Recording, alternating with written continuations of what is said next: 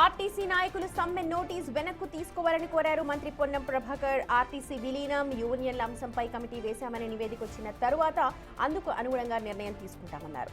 ఆ రెండు అంశాలు తప్ప మిగతా విషయాలపై ఆర్టీసీ ఉద్యోగులతో చర్చించేందుకు సిద్ధమంటూ పొన్నం ప్రకటించారు. ఉద్యోగులు తొందర పడవద్దు అంటూ విజ్ఞప్తి చేశారు.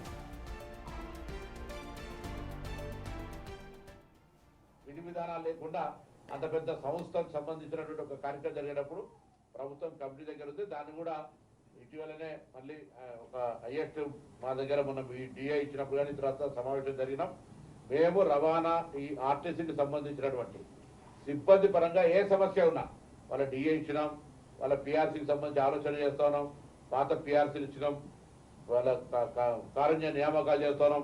మొట్టమొదటిసారి 3 మెన్ కమిటీ వేసి డిస్మిస్ అయిన వాళ్ళకు కూడా దాదాపు 300 మందికి ఉద్యోగాలు ఇచ్చినాం.